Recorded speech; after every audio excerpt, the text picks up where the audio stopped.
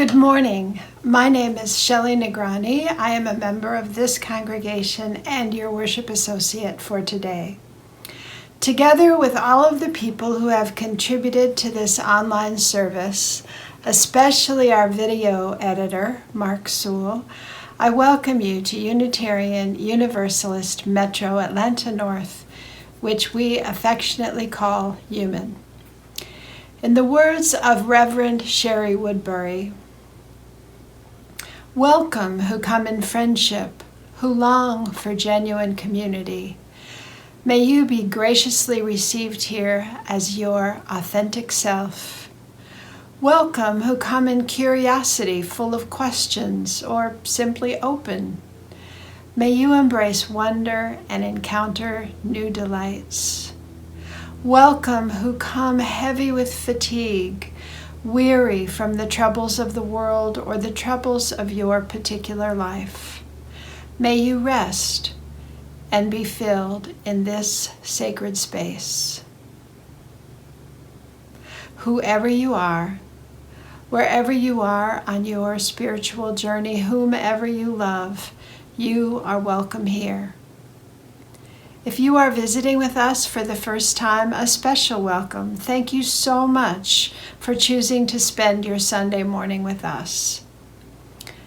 We invite you to fill out our online visitor form that you can find on the homepage of our website, UUMAN.org.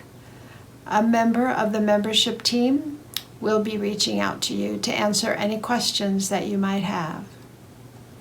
Everyone is invited to join us for virtual coffee and conversation after the service at 10:45. The link for the gathering can be found on the homepage of our website. And now I invite you to become conscious of your breathing.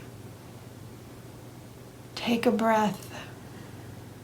Relax your shoulders. Let go of the week you have just had. Let go of the week coming up. And be here in this moment now, sharing this virtual space with the rest of the UUMAN congregation. Hi, I'm Mark Sold from UUMAN's membership team. If you're new to our community, I'd like to take this opportunity to personally welcome you. Please take a moment to visit our website at UUMAN.org. There on our homepage, you will find our online visitor form. After filling it out, someone from the membership committee will contact you.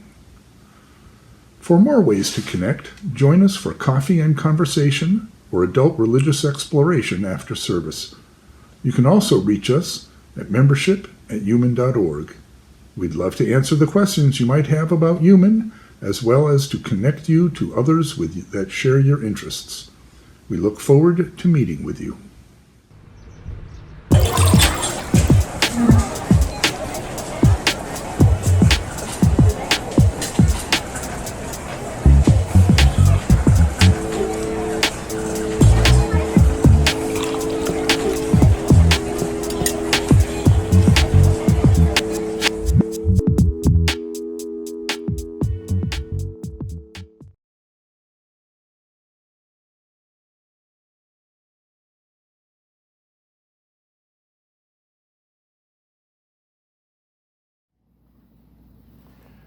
Good morning.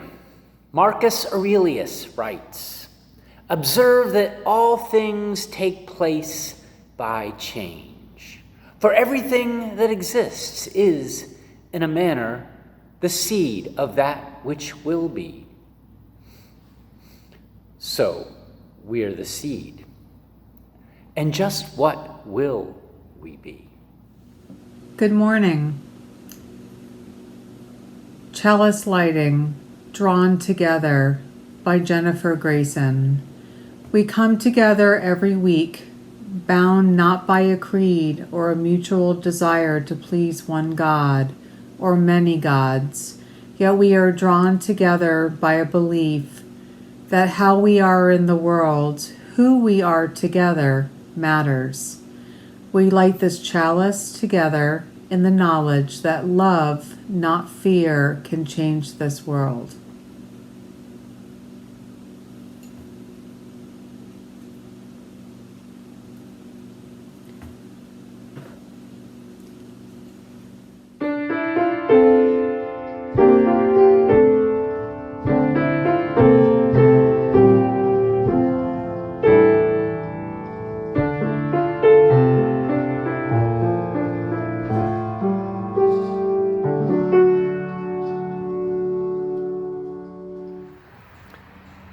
A long, long time ago, 14 frogs were sitting on a log. Then, 3 of them decided to jump into the water. How many frogs were left on the log? The correct answer is 14. Because there's a big difference between deciding to do something and actually doing it.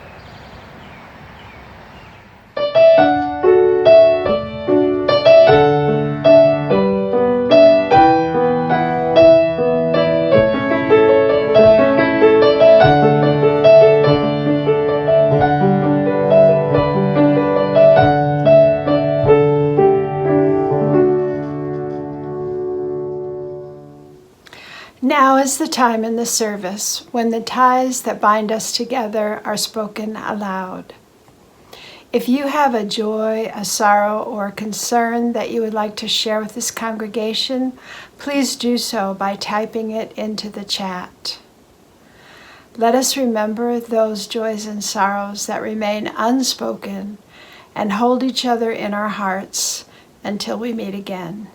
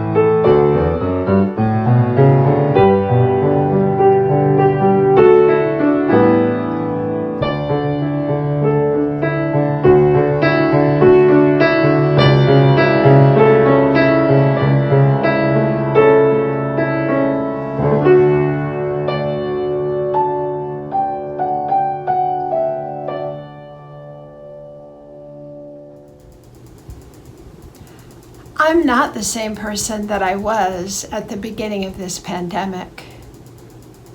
I was someone who didn't have much of a problem with change. From the time I was born until I was in my 50s, I never lived in the same house 2 years in a row. I was never somebody that had a problem with responsibility. I was a single mother of 3 children. I ran a couple of businesses and nonprofit organizations, and I was comfortable in those roles. Over this year, I have found myself becoming more and more averse to the idea of change. There's comfort in having every day be the same. And when something was going to happen that was different, even if it was something that I really wanted to have happen, I would get anxious about it. And when the situation in the world is such that there's most things, the majority of things, I had no control over, I found myself turning into someone who wanted someone else to take control, someone else to make it work. And I became more passive. So now, as we're coming out of the pandemic, I don't know who I'm going to be. I don't know what I'll be like. I'm pretty sure I'm not going to go back to exactly what I was. I'm not going to stay the way I am. I'll be something different. One of the constants that I've relied on over this year has been UUMAN. And I'm feeling a little anxious that there are going to be changes when we come back together. I'm anxious about coming back together. So I wanted to share with you some words of comfort that I found on the homepage of the UUA website, in a letter written by the association president. This isn't the full letter. I encourage you to go to the UUA website and read Susan's letter to the association. She says, "Be humane and realistic with expectations of ourselves and others. Remember, the goal is not perfection. The most important values in this time are care and compassion. We've experienced a year of traumatic disruption and loss. Be realistic as leaders and convey realistic expectations to your congregations. There are well-founded concerns that multi-platform ministry will require additional work without additional staff and volunteer capacity. It's important to have honest conversations about our capabilities and expectations, and keep in mind that significant changes might be overwhelming, even if dearly wanted. In the midst of so much loss and tragedy, it has been the life-saving practices of centering care, inclusion, collaboration, and compassion that have held and guided us so well. Finding ways to share ministry, to partner across congregations, and lean on each other has been a gift this year, and one we can continue to draw on as we move forward. These are the values and tools that will continue to guide us." So as I face the coming time with anxiety and trepidation, I'm going to remind myself of these words, and I'm going to choose to believe that the leadership of UUMAN is guided by the principles of care and compassion, and will make the best choices for the congregation, for UUMAN. I really do look forward to seeing everyone again, even when I'm really anxious about it. Hi, Jeremy, Sophia. Oh, it's so good to see you. So good to see you. I so miss seeing you all the young adults back in the corner of the sanctuary. That's beautiful. I don't know about you, but I can feel it in my bones that we're turning the corner on this pandemic that shall not be named. And in the not too distant future, we'll be at COVID safety phase green, and we'll be fully open once again. Finally, after more than a year, things will return to normal. Normal? What makes you think things are going to return to normal?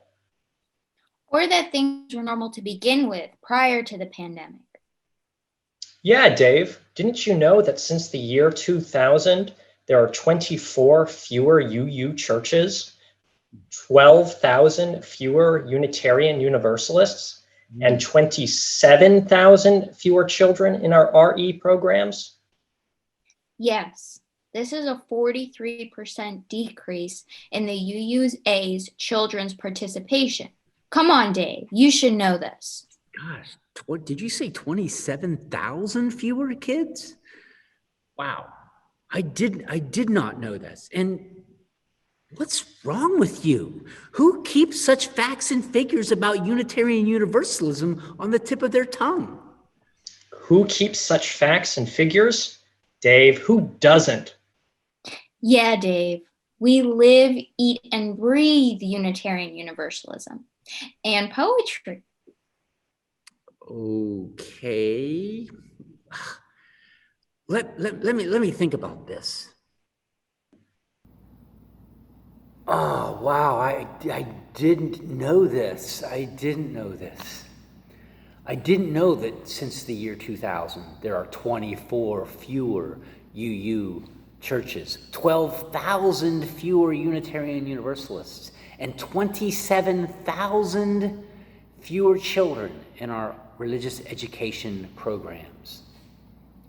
That's a decrease of 43% in the UUA children's participation. That's shocking. And not only that, after looking at the data, the rate of decrease in children's participation is increasing. It's going like this. Just last year alone, UUism lost 3,400 children. And despite many youth growing up UU in our religious education programs, once they become young adults, they also seem to become essentially non-existent in UUism. We're not doing a very good job of retaining our youth, keeping them as Unitarian Universalists into young adulthood. Now, wasn't Einstein known to have said that insanity is doing the same thing over and over again and expecting a different result? Faced with such numbers, we as a denomination simply cannot continue to do the same things we've been doing and expect different results. That would be gross negligence on our part. Insanity. Rather than going back to normal, maybe, as our young adults, Sophia and Jeremy said, maybe they're right. Maybe it's time to go back to like an abnormal.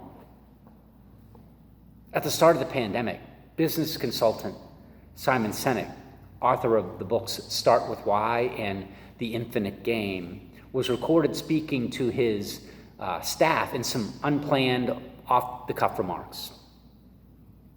Here's some of what he said. He said, "These are not unprecedented times. There are many cases.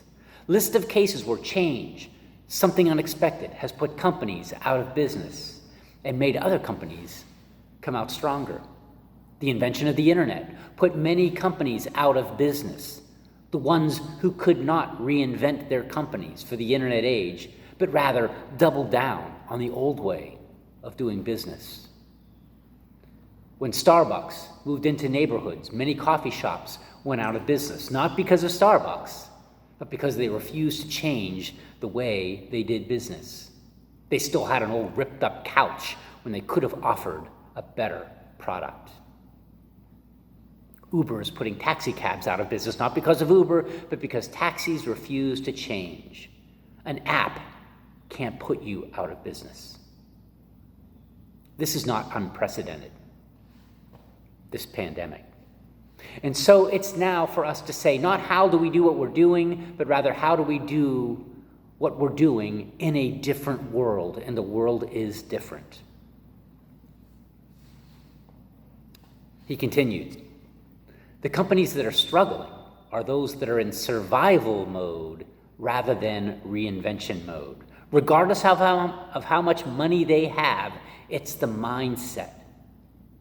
Survival versus reinvention. It's not how are we going to get through this, but how are we going to change to get through this? The opportunity is what we will be, not how do we preserve what we had. I'm watching companies reinvent themselves, he continues, saying, what could we be? How will we bring our message to people in a new way? And if you think you're going to do the same old thing that you've been doing in the same old way, I got some bad news, because that ship has sailed. Yet now, the opportunity is magical. Simon Sinek. I agree with him that the opportunity is magical. Donna Melcher is leading us in our Planting the Future sessions. And the purpose of that is this very topic. How can we take advantage of this opportunity of coming out of this pandemic? How can we reach people in a new way? How can we reinvent ourselves? This might be a good time to reinvent ourselves. Recent Pew surveys on religion have proven what really has not been any secret to most, that religious denominations and congregations in the United States are declining in membership. Yet as Unitarian Universalists, our open, free, and flexible faith offers something unique and relevant that other denominations don't offer.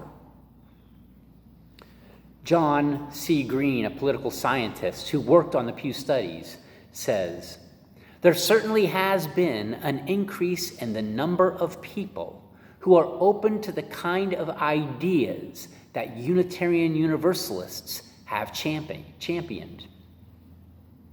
Whether they can convert them into members, joining them is an open question. But the opportunity is certainly there. Yes, the magical opportunity certainly is here in our return to the abnormal. Well, it's actually out there. I believe that the pandemic has affected people in surprising ways.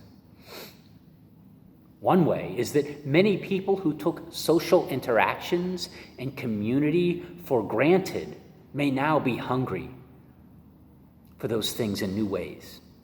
And if they are hungry, we can provide a religious community for them. Because I believe that our ideas are well positioned to satisfy that hunger. Yet it remains to be seen whether or not we can connect with them in the first place, rather than expect them to plug into what we do, into what we've been doing. How might we reinvent ourselves, do our work differently, so that we can meet them where they are? How can we provide more easy, numerous, and varied connection points to those who already subscribe to our values and ideals, yet don't really know us? How will we bring our message to people in a different way, in a new way? The opportunity is not how do we preserve what we had, but what will we be?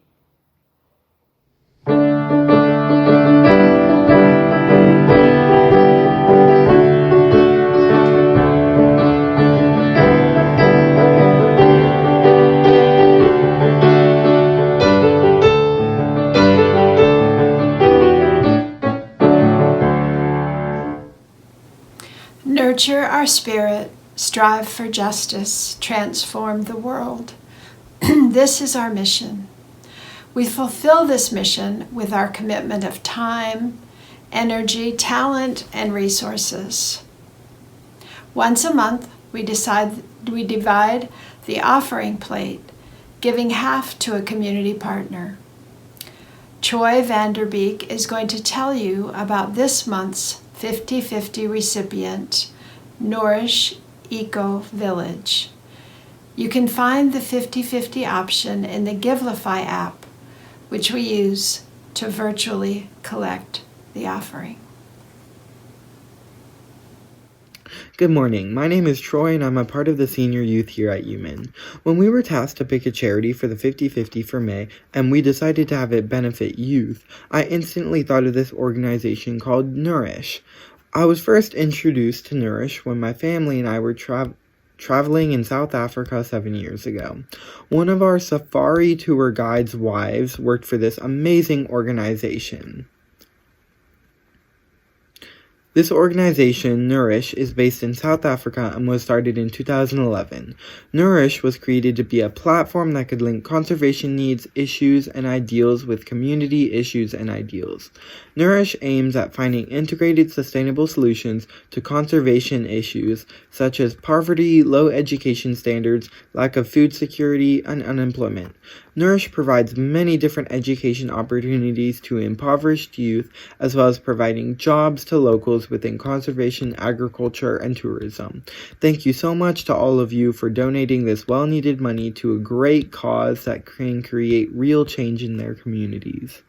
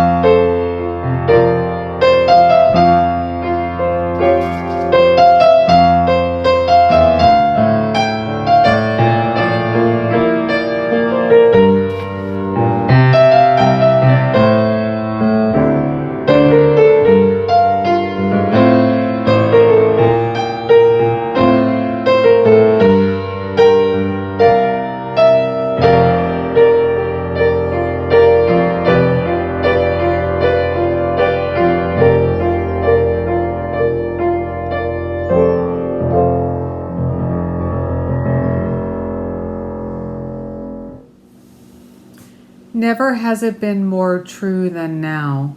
We extinguish this flame, but the sparks within us remain alight. From each of us in our supposed solitude, the signals buzz and hum, sparkling through space, one to another, connecting us invisibly but palpably. We are one, and from every window our light shines.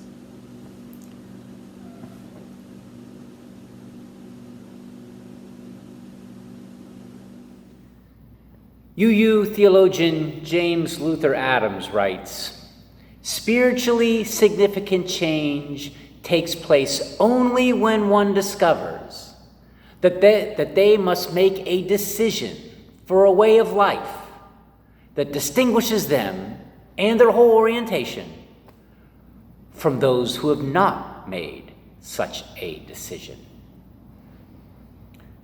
Well, may we not be frogs either. May we not simply decide to do something, but may we actually do something. Yeah, let's do that. We can do that. Go in peace and enjoy your week. Yeah, Dave, didn't you know that since the year 2000, there are 24 fewer UU churches, 12,000 fewer Unitarian Universalists, and 27 fewer children in our RE programs? 27 whole children? Wow, what a travesty. Did I do it this time? You actually did do it this time. There are a lot of statistics though in that line. Yeah, there are. It's Yeah. the You gotta from navigate. 2000 to 24 back to thousands, finish with thousands. Oh my gosh. All right, what a travesty. 27 whole UUs. Those poor kids. Yeah, they grew up.